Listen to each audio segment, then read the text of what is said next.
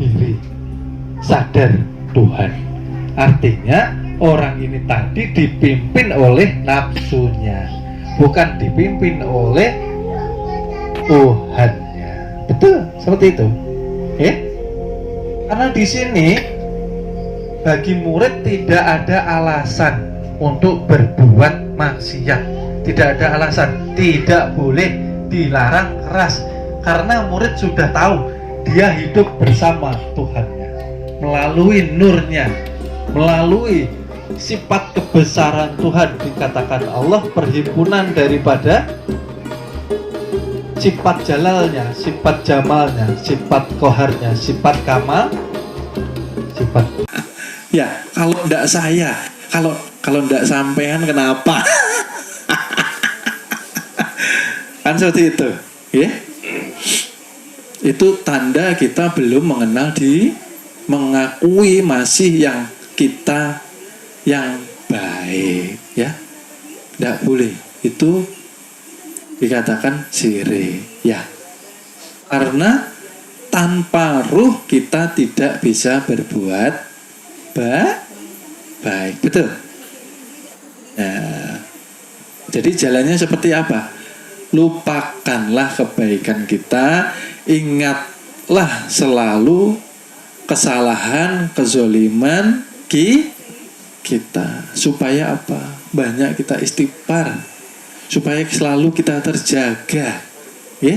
Orang tuh biasanya kalau banyak mengingat kebaikannya, lupa dia. Akhirnya timbul rasa sombong. Kalau tidak aku, padahal kalau tidak Tuhan ya tidak ada aku. Ya? Jadi disitulah cara untuk membersihkan rohani kita, ya? Dan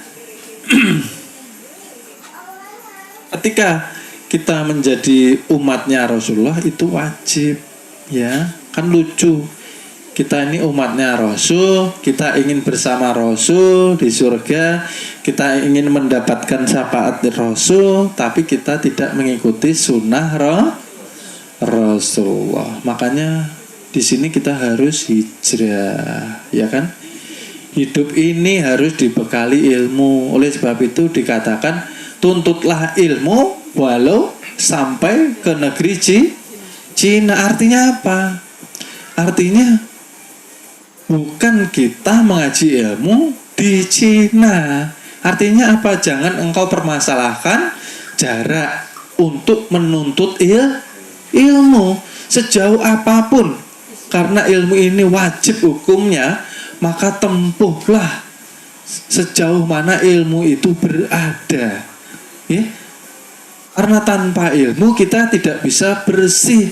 Tanpa ilmu kita tidak bisa menggapai yang namanya kesucian hati, zahir dan batin. Ya, ini biasanya manusia ini ada.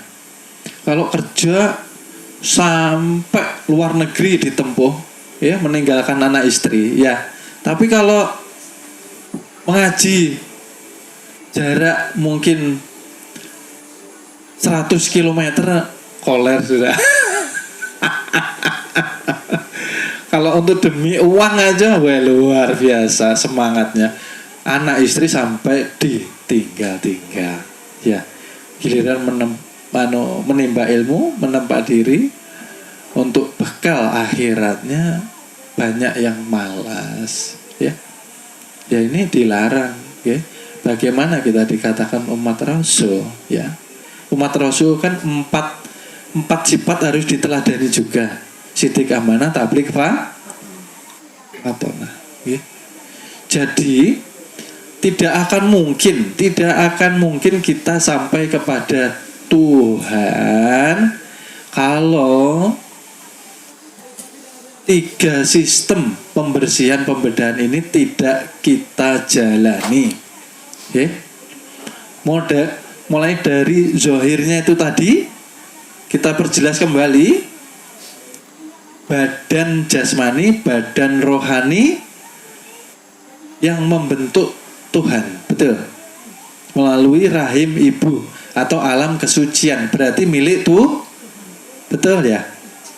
Karena zohir batin ini dikatakan Nur Muhammad, berarti bukan milik kita, milik Tuhan, hak Tuhan. Oleh sebab itu sampai Tuhan mengatakan sungguh berdosa ketika ada seorang manusia melakukan bunuh di, betul ya? Karena bukan dirinya, kenapa dibunuh? Karena biasanya manusia ini stres, depresi, putus karena jauh dari itu, hatinya penuh dengan bisikan setan, karena banyak lupa Tuhan. Ya, belajar ilmu ma'rifat ini tidak boleh setengah-setengah, tidak boleh main-main, tidak boleh santai. Yang penting aku ikut aja. Berarti kita ini tidak punya misi dan visi seperti misi dan visinya Rasulullah. Wah, enak kalau gitu ya hidup ini. Berarti kita tidak punya target. Sedang kita ini ditarget oleh kematian, sudah ditarget ini. Cuman Allah nggak menzohirkan. Kalau dizohirkan, tidak ada yang namanya orang ketawa-ketawa, ini tidak ada. Ditarget si fulan bin fulan sekian umurnya, sekian. Nah, tidak ada lagi santai-santai. Ketawa-tawa tidak ada. Artinya apa? Tuhan menutup target untuk kembali seorang hamba agar hamba ini berpikir. Hidup ini seperti ini aja kah? Makan, tidur, ya. Bangun tidur, kerja, melakukan aktivitas, yang berkeluarga dengan keluarganya, yang bujang ya dengan kebujangannya. Dan circle, berputar begitu terus. Gak ada kemajuannya. Jadi bagaimana kita mau selamat di dunia sampai di akhirat? Kan seperti itu. Maka sudah dikatakan hiduplah sesukamu di bumi ini, tapi ada pertanggungjawaban ketika nanti kita masuk ke dalam liang kubur, ya. Harus bertemu Tuhan sebelum masuk liang kubur biar selamat. Siapa yang mengatakan bertemu Tuhan menunggu di akhirat? Karena tidak tahu ilmunya, seperti itu. Dikatakan sudah Allah ingin dikenal, maka Allah zahirkan melalui nur atau cahayanya. Dikatakan nur Tuhan menjadi Nur Muhammad, menjadi pula lah alam semesta termasuk manusia. Ya, berarti siapa yang memusyahadahkan dirinya kepada Nur Muhammad, sama juga dia bermusyahadah kepada Nur Allah atau Nur Tuhan. Sedang Nur Tuhan ini asa dengan yang mempunyai nur itu tadi. Kan seperti itu. Oleh sebab itu, belajar ilmu sangat penting, wajib. Jangan disepelekan. Kejar uang aja, meninggalkan anak istri yang tadi saya bilang, dibela-belain ya. Kerja ini sehari berapa jam? Dari mulai jam 7 sampai jam 5 ya. Ada sampai yang jam 8 sampai jam 5 ya. Berapa jam? Banyak jamnya ya. Duduk di majelis 2 jam sudah kepanasan ya. Duduk di majelis 2 jam sudah seperti cacing kepanasan. Seperti apa mau menimpa ilmu? Di dadanya terpampang perguruan ma'rifatullah. Tapi tidak mau hijrah, kayak apa? Kan sudah dikatakan, lihatlah yang Allah berikan contoh melalui perjalanan binatang. Ya kan seperti itu. Ulat Tidak mungkin dia bisa terbang, mustahil. Betul toh? Bisa ulat terbang? Tidak bisa. Karena tidak punya sayap. Mustahil. Mustahil. Tapi tidak ada yang mustahil bagi Tuhan. Karena ulat yang tadinya dibenci manusia, ya karena apa? Membikin gatal. Ya, artinya apa? Iktibarnya. Ulat ini banyak dosanya. Gitu loh, banyak maksiatnya. Tapi karena dia mau tobat nasuha, dia melakukan 3 pembedahan ini tadi. Ya, seperti apa yang dicontohkan Kanjeng Nabi kita. Ulat ini tadi ketika dia bertaubat, betul-betul dia menjaga badan jasmaninya. Ya, akhirnya sampai dibungkus ya. Artinya apa? Ketika dia tobat, dia hanya istighfar di dalam bungkusnya itu tadi. Dia sudah tidak mau memasukkan apapun itu yang dari luar ke dalam dirinya. Berarti dia melakukan puasa ilmu. Puasa ilmu seperti apa?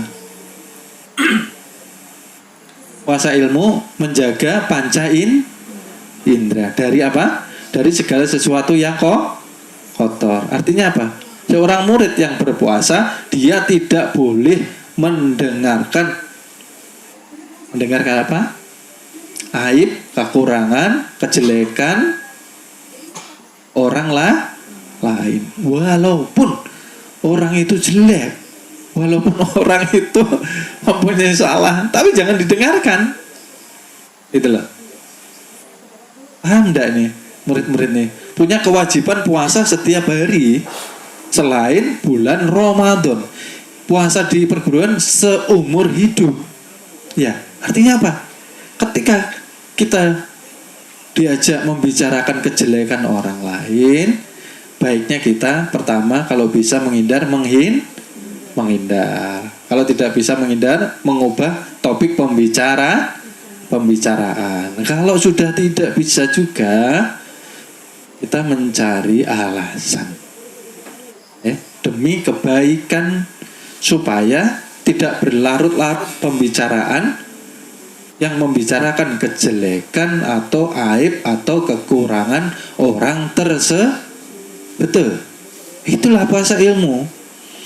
Karena ini telinga milik Tuhan, sifat pendengarannya milik Tuhan. Manusia ini mendengar pakai apa?